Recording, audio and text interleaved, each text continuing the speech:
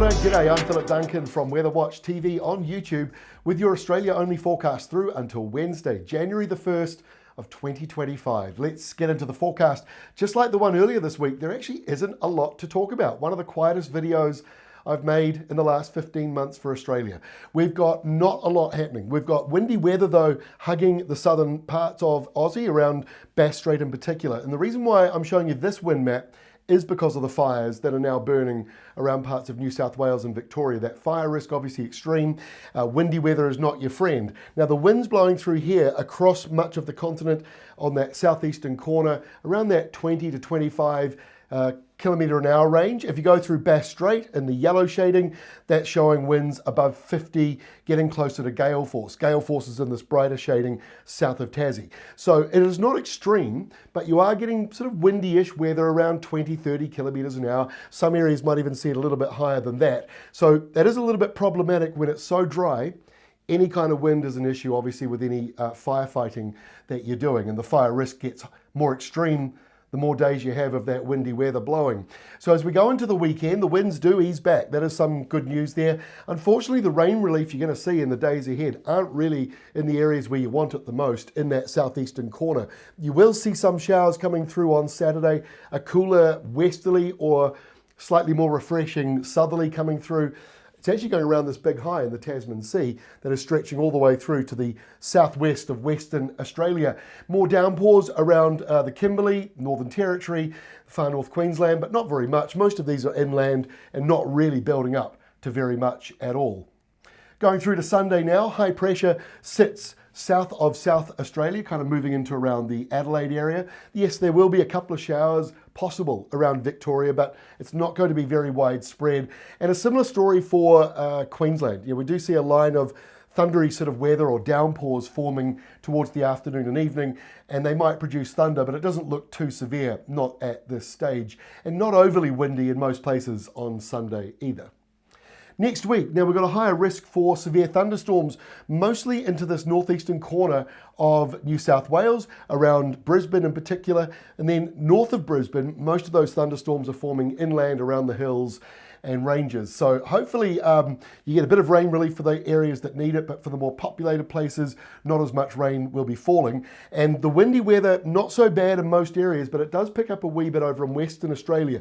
You'll start to feel that easterly kicking in, and after a bit of a temperature drop in the last couple of days from the mid-40s Perth, where you were the other day, now you're starting to see that heat returning again as we kick off next week. And it's likely to get hotter as we go into New Year's Eve, as that high pressure zone from the Indian Ocean expands into the Great Australian Bight. It then encourages on the top end of it these windy easterlies coming into Western Australia, at least on the southern third or southern quarter of it. You'll be feeling those winds. Northern end of Western Australia, you've got thunderstorms around the Kimberley and up around the top end, some severe thunderstorms also maybe around Katherine.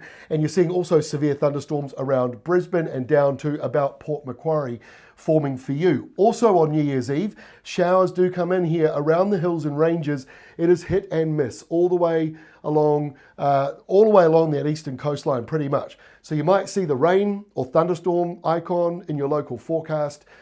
Doesn't 100% mean it's likely to happen, but it does mean that they are in the area, along with a bit of a windy north to northeasterly coming into Victoria, and that's also worth keeping note of with the extreme fire conditions.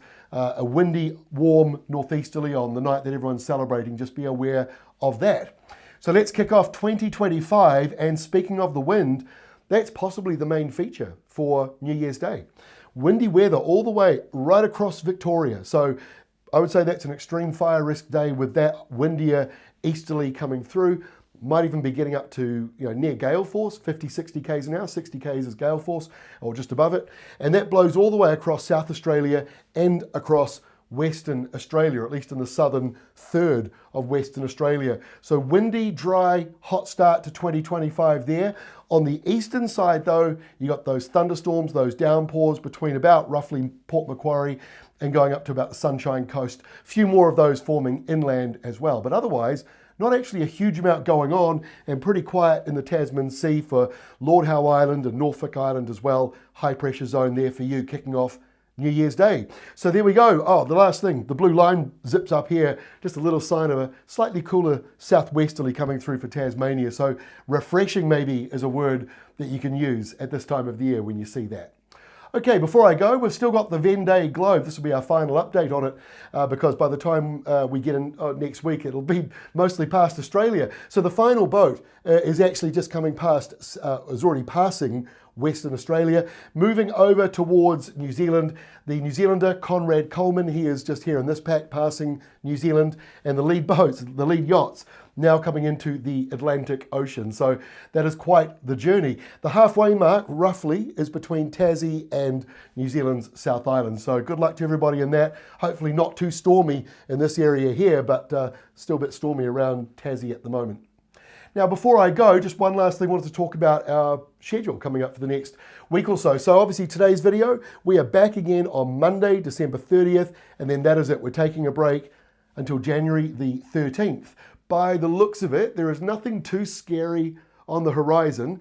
If there is anything like a tropical cyclone that forms or some sort of sensational big storm, we will very likely return with a video. But otherwise, if you're not hearing from us, that's possibly a good sign that things aren't getting too crazy out there.